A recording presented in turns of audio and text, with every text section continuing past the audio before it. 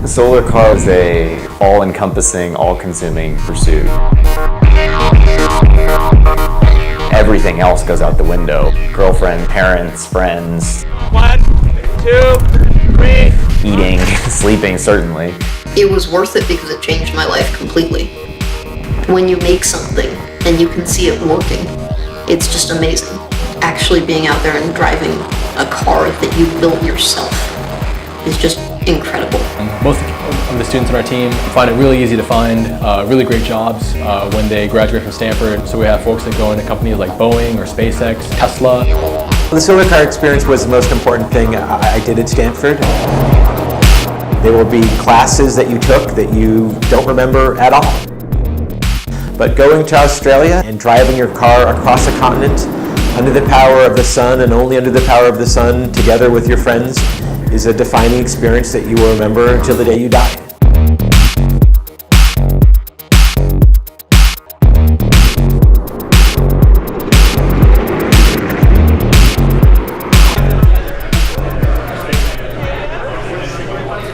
So I'm really excited to be here today. We're here to celebrate our 25-year history at the Stanford Solar Car Project. The Stanford Solar Car Project was founded in 1989 here at Stanford by some really driven engineering students. It's an entirely student-run group. What we do is we design, build, test, and then finally race solar-powered vehicles. So we compete every 2 years in something known as the World Solar Challenge. It's a really large event held in Australia. We are required to drive 2,000 miles across the entire Australian outback just using solar power alone. It's a really competitive event. It's really difficult. This past race was one of the most exciting in our recent history.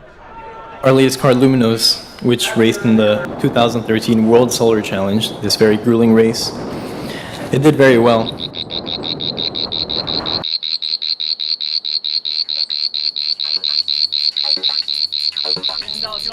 Hands on the car, hands on the car. We're here at the start of the 2013 World Solar Challenge.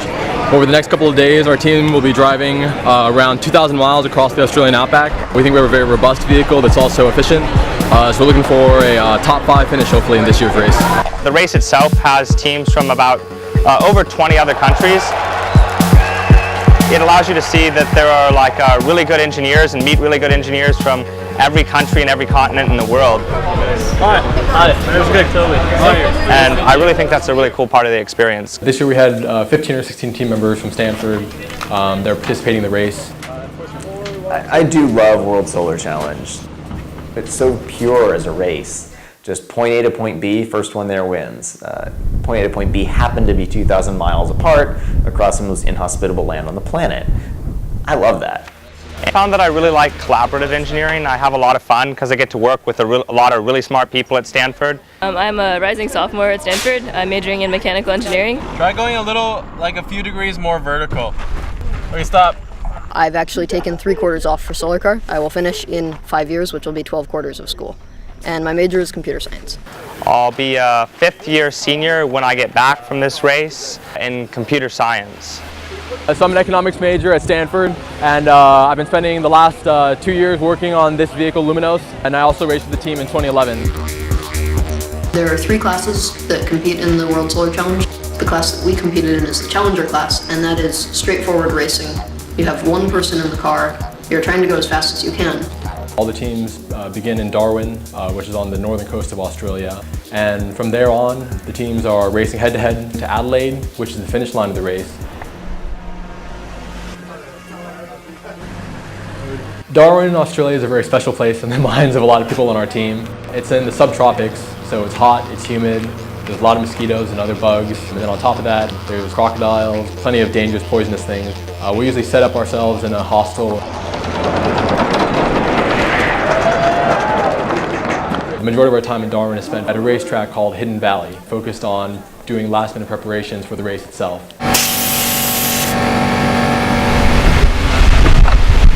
I'm Max Praslin from the Stanford Solar Car Project. I'm an electrical engineer on the project, and I've been working with the team for about 2.5 years. I joined actually about exactly a year ago, and just the fact that I'm here in Australia now is pretty crazy. In the World Solar Challenge, the teams that place in the top 3 will actually receive recognition and a big medal. So basically, the gold, silver, and bronze teams are kind of the top teams the next 2 years throughout the globe. For the last 6 or so races, there's been 2 teams that have traded back and forth winning the World Solar Challenge. The Dutch team, Nuon, and also the Japanese team, Tokai. And then the University of Michigan is also another top team. They've consistently been in the top 3. There's always naturally a little bit of a competition between Michigan and Stanford. We were focused on them. We wanted to beat them. They wanted to beat us. That's a good rivalry. Michigan is a fantastic team, and Michigan provided all the incentive we needed to sort of pull those extra late nights. We were kind of in the dark with respect to Twente. We had gotten to know these guys, and they're really funny people. Yeah, definitely one of the fastest teams in the whole race. Very good team, master students. In the Netherlands, they take a year and a half off to do it. They build a beautiful car, race is very fast. One of the cool things about our team is that we're completely student run, and our university involvement is really there to support us, not to direct us. A lot of these other teams are run by professors. They're either completely or mostly grad student composed, and it was really cool for us to see how these other teams are run that were really a lot older than us, a lot more experienced. Right now we're at Darwin Showgrounds, where they're staging the event Scrutineering, where all the teams that are competing in the race this year go through about 4 hours of regulation checks with the officials for the race. Not related to famous Henry Ford by any chance? Not that I know of. It's worth having a look. One of the first stations that our team goes through is a battery check station. At high noon, when the sun is high above the sky, our team will use a solar array to charge those batteries, so that at the end of the day and in the early morning when the sun is low in the sky, we can still cruise at the same speed using the extra energy stored in our battery pack. I'm curious to see what other teams have for their battery packs. Most teams keep them pretty under wraps. This was just a station to go through and you put orange string across the pack so that if we were to tamper with any cells, it would be obvious that something had happened. It's just sort of a safety check that they have, that teams are following the rules. Hopefully in the course of the race, we'll never open the battery pack again, and we'll open it in Adelaide, and the string will still be on, no problems. Thank you very much. Thank you. Lovely looking. Thank you. Delighted to see it. So good luck in the event. Great. Thanks. I'm expecting big things of you. We'll see. We've been practicing. One of my main projects was building the battery pack mechanically. Max Praglin did the electronics, and Rachel Fenichelt did the code. Merry Christmas. Have a battery pack. Oh, yeah. Okay, got it. You start the race with a full pack. You're fully charged in Darwin, and you end the race with an empty pack. So some days later. So you don't discharge to 0 every day, and you don't recharge to full every day. My other role on the team as of recently has been working on our race strategy, and part of that is having good models of the car. So I've worked very carefully to identify how the car performs in different conditions, and then use that information to decide how fast we drive the car. If you go faster, you're actually burning quite a bit more. Sometimes it'll be better to go faster by 1 kilometer an hour over a long period of time, rather than faster by 5 or 10 over a short period. It depends on what your strategy guys are saying you should do. It depends on what you think the weather will be ahead and whether you have to outrun clouds, stuff like that. 3, 2, 1, go. One of the more fun parts of scrutineering is the driver egress test, whereupon the driver must be seated inside the car with their seatbelt on and get out of the car, and I believe it's 12 seconds. So out of the car. But the way it works is you get locked in the car and you have your harness on and your helmet on and the radio, and they give you a countdown. 3, 2, 1, go. And then timer starts and you have to get out all by yourself. A lot of things could go wrong. It would require a driver to get out of the car immediately. Most obvious being some sort of a fire in either electronics or in the battery systems, which do happen. With Luminos, it was pretty easy to get in and out of. Some folks actually have to transform from designers to race car drivers, like Anna Olsen. One of the roles that you played in Australia was that of driver. And can you explain for everybody, what is the experience like of driving Luminos? One of the most challenging parts about driving the solar car is that it's extremely boring. Your only job is to sit there and keep the car between 2 straight lines on the road. There's basically no air movement inside the car. You're basically sitting in a little black carbon fiber box. It's definitely unpleasant, objectively speaking, but at the same time, you're driving a solar car across Australia. That part never gets old for me. Our organization has kind of a dual purpose between providing educational experience for the students on the project and making a really high performance vehicle. Should I redesign this? Should I do something new? It would be a little more educational for my members. So really navigating the trade-off between good race performance and doing things that are new is probably the toughest challenge. My name is Alex Tilson. I'm a 1992 graduate of Stanford. So I was at the very first meeting that the Stanford Solar Car Project has ever had. It was freshman year, 1989. No one had built a solar car before. It's first drive we're doing in Australia. I was the first to take the car to Australia and the World Solar Challenge in November of '93, where we were 13th, I believe, out of 40 that started roughly. And that remained the Stanford speed record across Australia for 20 years, much to our surprise. The teams that went subsequently didn't finish. I know at our company, our entrepreneurial success, I partially relate back to the solar car experiences. It taught me a lot as a leader, taught me a lot as a manager, taught me a lot as an entrepreneur, taught me a lot as an engineer. The solar car team and technologies are usually ahead of their time in terms of looking at the next best generation of batteries, the best solar panels, best motors and efficient converters, things like that. Most of my involvement with the solar car team was toward the end of when I was at Stanford. I had many friends that were part of that team throughout my time there, and I recruited most of the people from the team when we started Tesla, and was a key thing in the beginning of Tesla.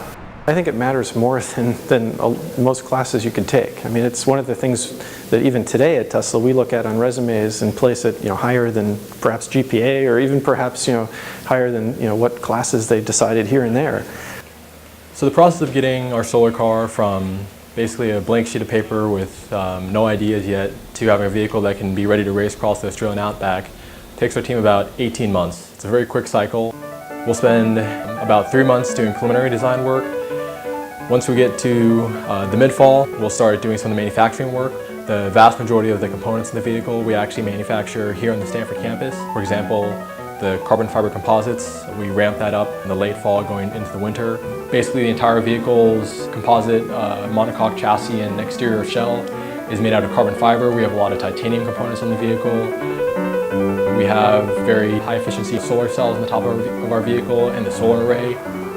And our team usually spends about 2 or 3 months doing testing here in California for the most part. For example, we'll spend a lot of time in the Central Valley where there's a lot of open farmland where our team can do testing that's a lot more similar to the Australian outback.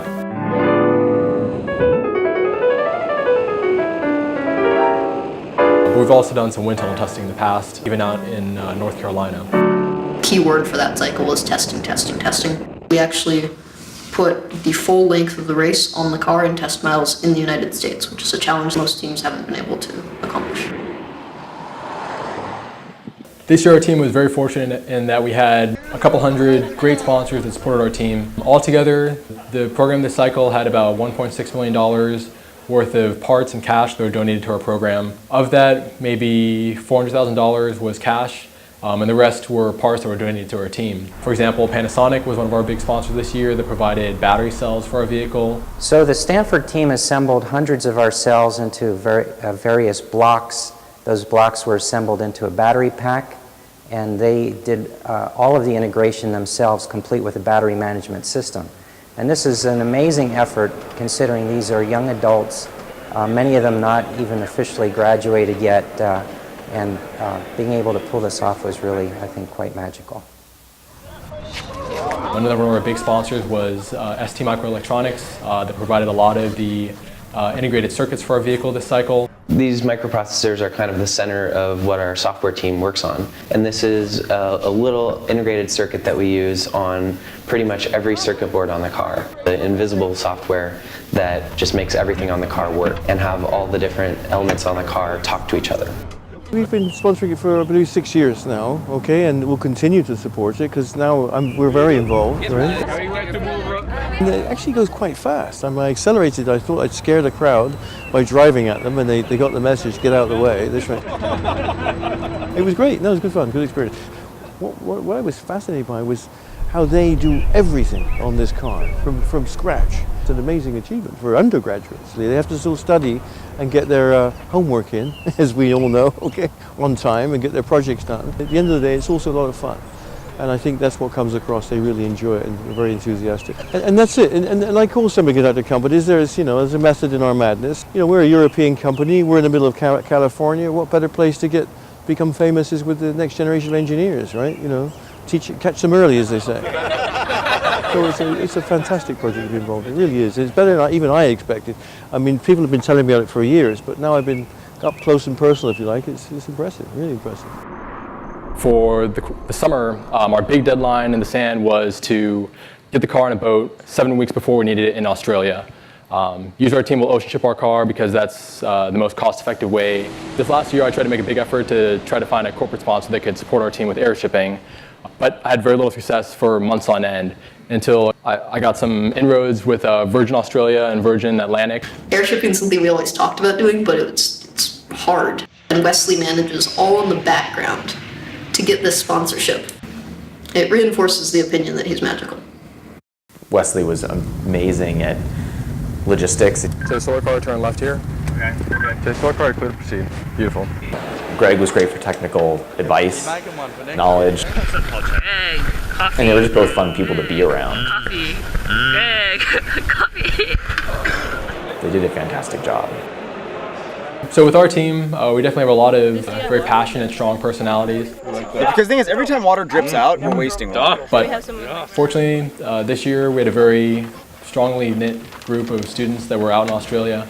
By the time we got to the race, we were really functioning as a well-oiled machine. The car is still on? Fortunately for us, Stanford University provides cash support, but we still operate on a pretty tight budget when we're in Australia. We weren't dining out every night, but no, we're not starving. And also, this is partly because the team tries to put most of our money into racing. You can live on PB&J for a while. The one large expense that our team members have to personally cover is the flight ticket to Australia. And for many members of the team, that's a barrier that prevents folks from being able to go to Australia to experience racing in the Outback. In addition to the solar car itself, our team has a convoy vehicles that we use to support the race car. So this year Volkswagen provided us with 4 vehicles to use, and our team picked up those vehicles in Melbourne, Australia. The first vehicle that we have in our convoy we call the Scout car. For one, the Scout vehicle is responsible for collecting live weather data just ahead of our team and reporting that back to the rest of the convoy. They'll also report if there's any kind of new road hazards we wouldn't expect.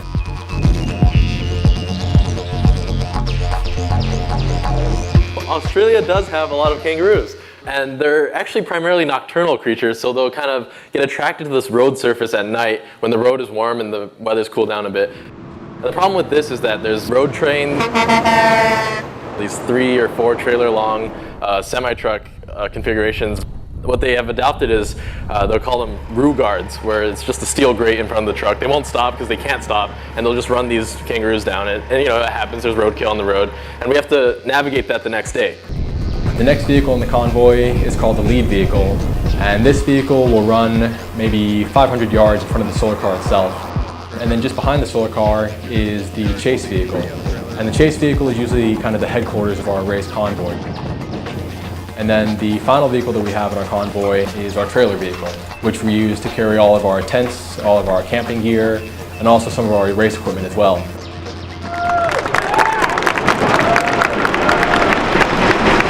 All the teams today got a chance to race their cars around the Hidden Valley racetrack, and the team's racing time on the racetrack is what the officials use to determine the grid order for this year's race. Well, it's a little bit nerve-wracking to be the one doing the hot lap, just because the whole team's kind of counting on you. Everyone's worked really hard to get us here. The Stanford team did very well. We came in with a 2-minute, 7-second race time. That was the 3rd fastest in the challenge class. So that means that we'll be placed 3rd car at the start of the grid for this upcoming race. So the day before the race, I felt ready, and I know a number of other people on the team have also felt ready. I've been doing solar car for 4 years, and this is probably my last shot at it.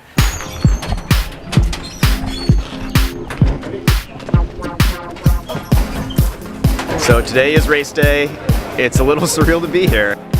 We're all obviously very pumped up, a lot of adrenaline flowing. None of us have slept all night, waking every hour in anticipation of the day. We're just really excited. It's going to be a great race and a wonderful way to see Australia. We hope to win. I'm excited, our team's excited. Feeling good, got a good night of sleep, and we're ready for a long race. You kind of start to reflect a little bit on 18 months of everything. I mean, the sleepless nights, the joy of something working, bickering about what is the best design, what's not the best design, just the agony and the ecstasy of it all. So my parents have decided to come to be the, as they call it, drive the chuck wagon for the team. Like my wife says, we're chief cooks and bottle washers. We're making sure that the team stays full. We're the cookies. They'll be making our food and just handling the food logistics for the whole trip. The nice thing about that is it means the team doesn't have to worry about food. They can take a big chunk of work off of the team and leave us to sleep and make sure the car goes really fast. Really excited. It's been a long process, and here we are. The door was, at Thanksgiving 2 years ago, was a piece of cardboard, and he was, designing it. So it's just fun to see it go from the idea to this. The other guy that came was named David Olson. He was a fantastic asset to have because he knew outback weather really well. I believe that at the present time we're looking at some bad weather towards the last day, what we hope to be the last day of the race. If we can get there and fast enough, we should be able to avoid the worst of it. And then if we don't go fast enough, we could run into some bad weather near Adelaide. With a solar panel, you can see your power drop to near zero with a cloud in front of the sun. And we think that if there's enough sun, that we should be able to have enough energy in our batteries to make it down to Adelaide. But it's really kind of a scary game to play when you don't know if you're going to make it to the very end. I'll be driving the first shift, which is exciting, but it's probably one of the more complicated shifts just because you're in real city traffic. The nice thing is I've got, the convoy knows what to do, we're rehearsed at this, we've done this, we're ready to go racing. On the first day of the race, the teams are released off the starting line every 30 seconds or every minute or so.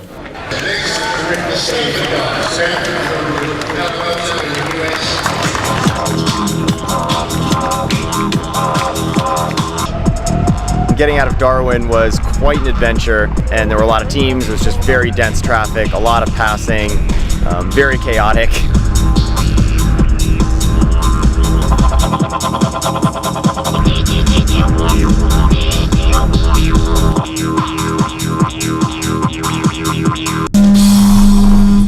Over the course of the race, there's 9 or 10 control points that teams hit in the biggest cities on the Stuart Highway every few hundred miles. The biggest cities might be a city with a population of 30. As the teams come in, their racing clock will stop for a period of 30 minutes, so teams can buy food and water for the next day of racing, refuel their escort vehicles. This control point will do a little bit of work on the car that's a little bit superficial, so things like checking for bugs on the array, making sure the tire pressure is okay. Basically, the thing is that you want to evaporatively cool the array, and as they heat up, then we start spraying them. We use deionized water or demineralized water because it means that we're not leaving residue on the array. Yeah, getting a little more power than expected. Nuon, which is a team from the Netherlands, their car Nuna 7 has concentrators in it. So these are magnifying devices, and that gets them a lot of extra power. It's legal. You do get a lot more sunlight onto every cell. Nuna and Twente are in front of us.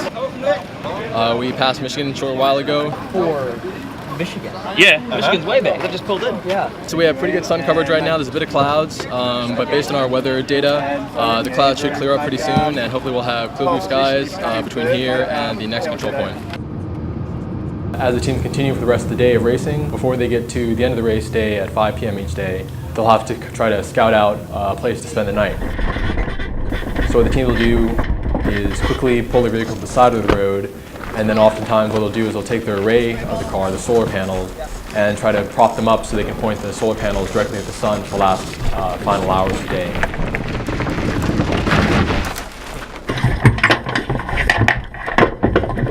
Finally being in the race was definitely exciting, although that sort of wore off after the first hour, and then it was just a struggle to, keep wiping the sweat off your face, and but it was a good time. 3, 2, 1, up. We're 4th now currently, and ahead of Michigan. I got to pass Michigan and looked over and grinned at their car when we were driving by. And as long as we stay in front of Michigan, we'll be happy for now. ミシガンの前で撮りたいっていうのがしたいから、その後。今僕らミシガン。Well, is Michigan back behind you, is that it? Yes, Michigan is just down the road a little ways behind us. Oh, we didn't see that. We missed it. Oh no. Good to know.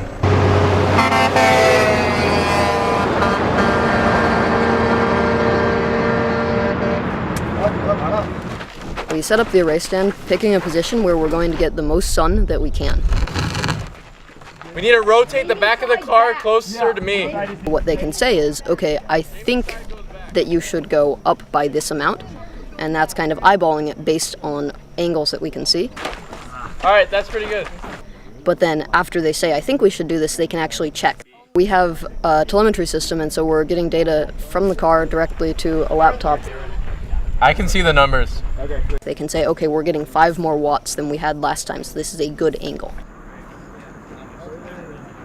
Ready for food. And then looking forward to the stars out in the outback. That's one of the coolest parts about camping out here.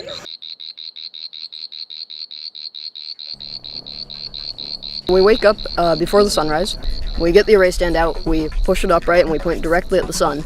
And then what people do is we adjust the angle of it back as the sun goes up, still keeping it pointed directly at the sun. It was nice to camp in front of Michigan for the night. We'll see how long that trend can hold. But overall things went really well yesterday, despite it being a very stressful and hot day. We were happy with how things turned out. The car's doing really well so far. Are we good in the rear fairings, guys? Fairings are the way we make the car aerodynamic around the wheels. So the fairings come down off of sort of the main body of the car and shroud the suspension, the brakes, and the wheel and the motor. And so the fairings are something you need to be able to get on and off to change tires. We took the fairings on and off a lot of time. Cut it? This is not on very well. No, you need to redo it. We have a Flush in the front. Okay, cut it. Cut it. Toby, hurry! Our team makes a large investment in ensuring that the people that go to Australia understand their roles and have a good sense of unity with their team members. There's definitely other teams that may have a lot more drama, so as much as we can, we try to avoid any kind of conflicts we would have at the last minute when it comes down to actually racing across the outback.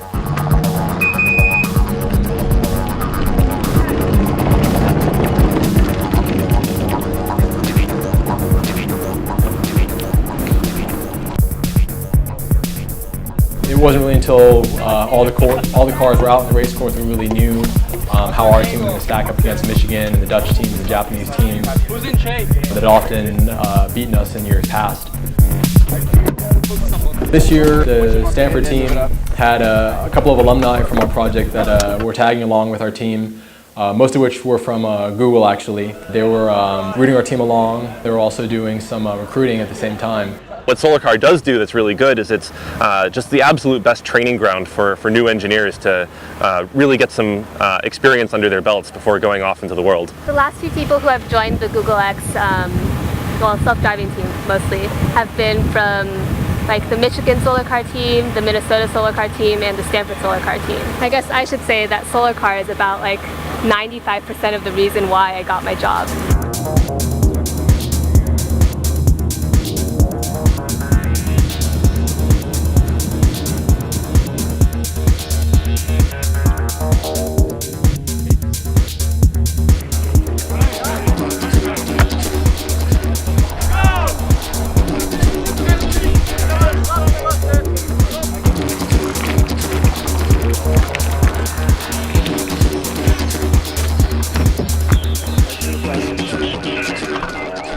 It's pretty hot. The car's feeling pretty good though. It's pretty stable. It feels good. And about how long were you driving and about how many kilometers? About 5 hours. We're pretty happy with where we are right now. If you'd said 2 years ago that we'd be here, we probably would not have believed you. Yeah, we're excited to be top 5 so far. Really happy with how the car's doing. No major problems, no. Not yet. You never know. Today I'll be the driver in the afternoon, going from Tennant Creek, where we currently are, down to just a little shy of Tea Tree, it looks like. I haven't seen the latest models, but last I'd heard we'd be pretty close to there tonight.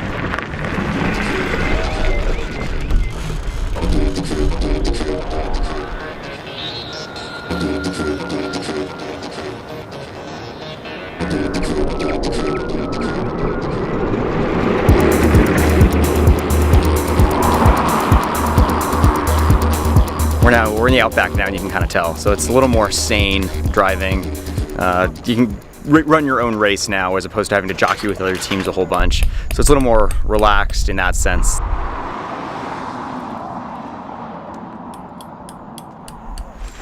Jamie, do you have a hammer? Yep. So we're camping up for the night and getting ready to eat some steak. How's this? That's half a beast. Michigan's still an undetermined but few kilometers behind us. So that's kind of fun to still be this close at that point. And Twente, we think, is about 20 to 25 minutes ahead of us. It's nice to be within 30 minutes of a podium at the moment. Good morning, Solar. We're gonna have to have a lot of people though to make sure it doesn't. It's gonna want to tilt like this and hit the tail. Famous Outback recipe. Ready for flipping? Yeah. It's containing kangaroo. These I pancakes. got the baby wallaby batch. Baby wallaby batch. Yes, Yeah. They're good. Dude, they're mad tasty. The food has been very good. I definitely can't say I was expecting to eat this well in the middle of nowhere. On this laptop, I have a set of graphs and numbers that are reading live data off the car. Okay, solar car passing on the right. And the idea is that by looking at the live data off of the car, I can match that up to our predictions that we've made. So within a few minutes of noticing that we have more power in our battery than we had originally planned, I can look at our numbers, see what speed we should go to kind of match our predictions.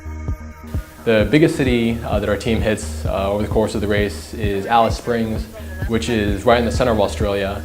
The Stanford team is well over halfway through the race now.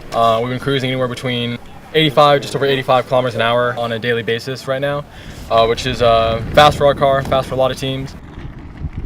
All right, brakes. My name's Peter Collins. My duties as an observer is to observe the activities of the team and record anything that might be a little bit out of the abnormal and pass it on to the officials. So since leaving Darwin, I've been with 3 different teams. It's good fun, and of course coming home with all the teams is a wonderful experience because you do meet some young people who are our future, and I think it's rather exciting to see them at work. Oh, you found some wood. Got the Barbie going. So yeah, if they're little, you don't. We're just trying to get them more like half size. 9, 10, perfect. I cut the carrots and I got somebody to cut the broccoli. We're having curry tonight. I'm done. On the fire and see what happens. Our team is aware of some teams that have probably dropped out at this point in the race. There's 2 Dutch teams, then 1 Japanese team that are still ahead of our vehicle. But in terms of the competition behind us, we're pretty far ahead. This one's got a few cuts, but nothing troubling. Anna, you check? Yeah. You check?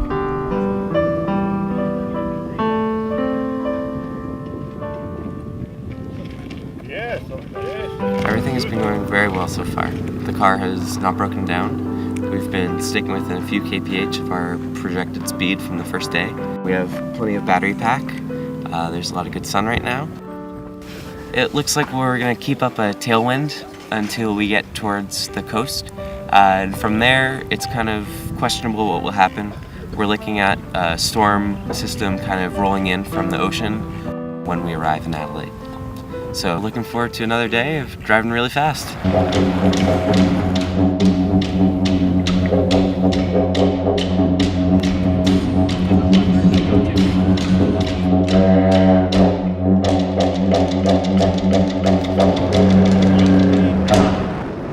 We had really strong tailwinds going into Cooper Pedy, so not all cars are built to handle these kind of winds. Unfortunately, one of the cars, University of Michigan, crashed today going into a control stop. Unfortunately, they're okay, but it's unclear what their status is in terms of racing. But that'd be a pretty big upset for them. They've been the fastest American team for about 2 decades. We started the day 45 minutes behind Twente and are now 5 or 6 minutes behind him. It's cool to be right up there, neck and neck with another team. It's pretty weird after, 2,600 kilometers to be right on someone's tail. I think everyone is starting to get a bit tired of camping in the outback. I haven't taken a shower since the morning of the race, which would be 4 mornings ago. And we're soon coming up on some very fly-heavy areas. I'm not a fan of the flies. Tomorrow's going to hopefully be our last day of racing. The next day we knew it was going to be cloudy, but it was a question of how much cloudy we would have to deal with and when and where the rain might hit us. This was a photo of us huddled around our laptops trying to decide what we were going to do on the last day of the race. So our decision that night was that if we got any bit of sun in the morning, we would try to catch Twente. And that meant that we were going to throw all of our best practices for race strategy out the window. And this was kind of a calculated gamble. We knew that if we caught them, it would be worth it. And if we didn't catch them and ran out of energy, we might be stuck on the side of the road. Good gamble, makes it fun, makes it exciting, makes it really freaking stressful on the last day. So that last day, waking up 6 minutes behind Twente was definitely exhilarating. We figured they probably had more on the battery pack than we did, but we wanted to keep pressure on them, hoping they would make a mistake. We know they were worried about us. It was really fun to be in an active race that late in the game against a team that we all respect so much. We had a short drive from the place that we had camped the night before to Port Augusta. We're at the last control stop right now. The Solar Team Twente is in 3rd place, and we're about 10 to 15 minutes behind them. So right now we just kind of have to brave this terrible weather. But our team was trying to get the last potential wattage out of our solar array. So we had our team propping our vehicle up to get a bit more sunlight to improve the power output of the solar panels. Hey Wesley, what time do we leave again, just so we know? It's really going to be a race to Adelaide. Don't know if we have enough sun to get there. Don't know if they do. If we got 0 sun, we surely won't make it to Adelaide. It's about 200, 300 kilometers from here. It's just a question of how fast do we go to try to save some energy. It's a high stress time right now. And after the 30 minutes were up, we had to jump in our convoy vehicles and try to chase down the Dutch team that was just ahead of us.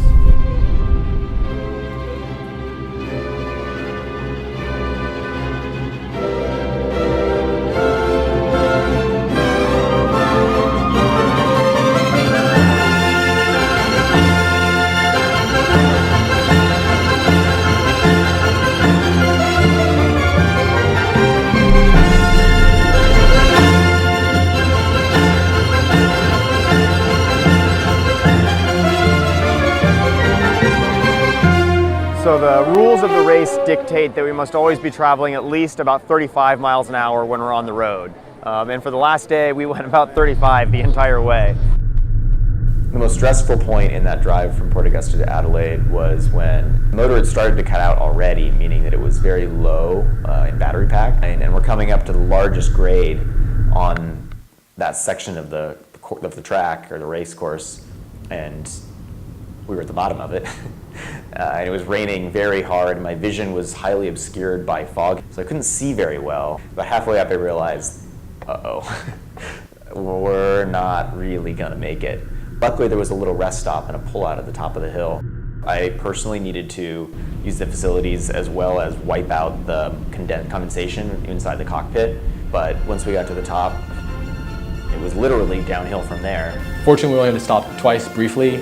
Unfortunately, the Dutch team Twente ahead of us had a bit more energy, and they were able to pull away from us on the final day of racing.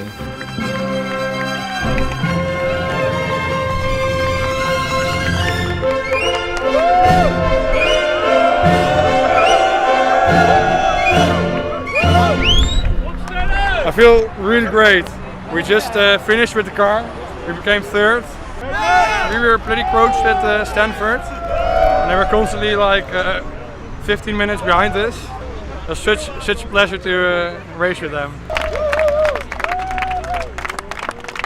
So I was really happy that we got a little bit of sun in those last 30 minutes or so that were able to drive us through the finish line.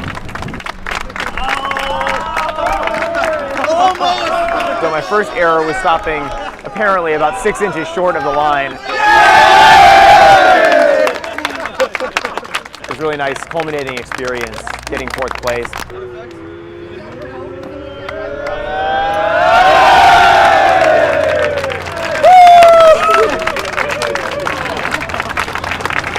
Last drive I'll ever have in a solar car. To America's #1 solar car team! Made it! Yeah! 3,000 kilometers! Yeah. Got a little shaky at the end, but trucked on through. Awesome. Like, we're the first team to finish from Stanford in forever, and we did it properly. We didn't break down. I'm going to take a nice long shower and get rid of this red Outback dust all on me. And then I'm going to take a long nap. Yeah! I'm so excited, so happy. I was so nervous. Nail biter. It was a nail biter. Feeling relieved. Fourth place, best finish ever, I think, for Stanford, so couldn't be much happier. Great. We're at the finish line, end of timing, and we're very happy. More flies!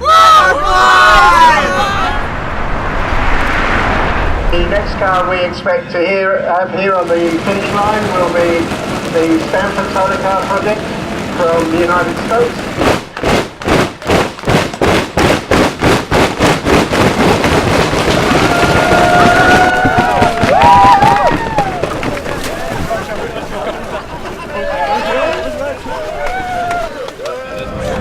So what happens here is the Chief Energy Scientist checks all the battery seals. Thank you very much. I like this pack, it's nice. Not a speck of dust or anything on it. Congratulations, it's a very nice pack. Thank you. Yeah, it's really good.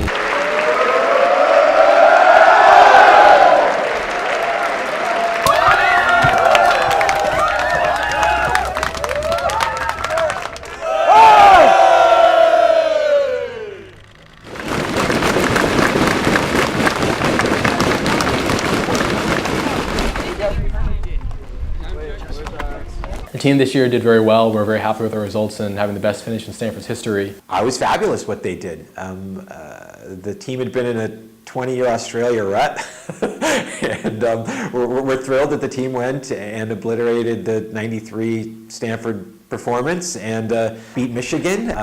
Really was the top all-student team in the world. Hats off to Wesley for heading it up and for everyone else for being a pivotal part of it as well.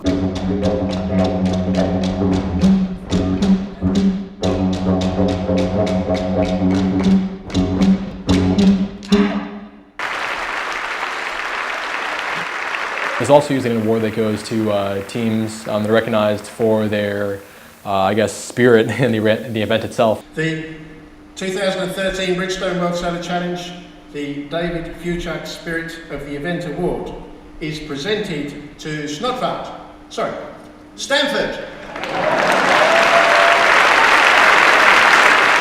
That's just an effort to recognize teams that are doing something special to make the World Solar Challenge really an exciting and fun event for everyone involved. And this award is yours just as much as it is ours. Thank you, everyone. I would easily rank the Stanford Solar Car experience as my top experience I've had here at Stanford, but there's still some lingering stress, I can say, from the last year and a half, and I'm sure I've taken months, if not years, off my lifetime by the amount of stress that I've gone through. One of the reasons that you can kind of justify to yourself putting so much time in it is because it's kind of something that society needs a little bit. So beyond just the educational thing, there's also a cool kind of showing society what's possible, you know?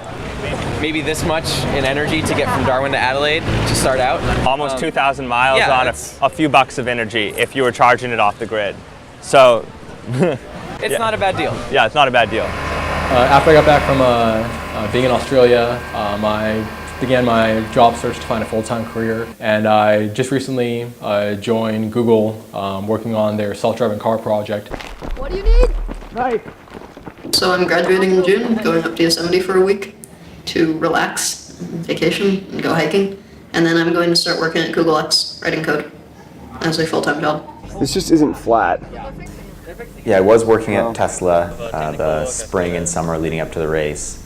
So now I'm full-time at Tesla in the battery design engineering group. There's no question that I would not have gotten my very first internship at Tesla without what I learned at Solar Car.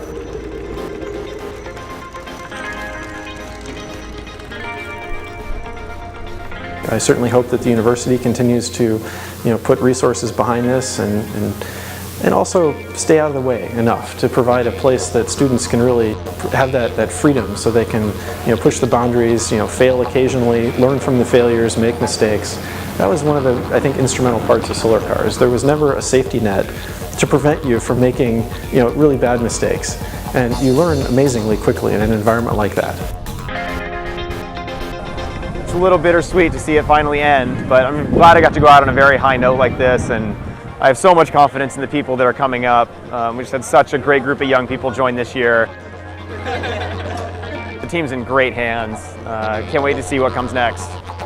That's what's really incredible about this experience to me, is that you join as a wide-eyed undergrad with no concept of anything that you think would be useful to the car at all, and then eventually you realize that at some point between Australia and where we are now, the wand has been passed down, and it's our turn to build a solar car.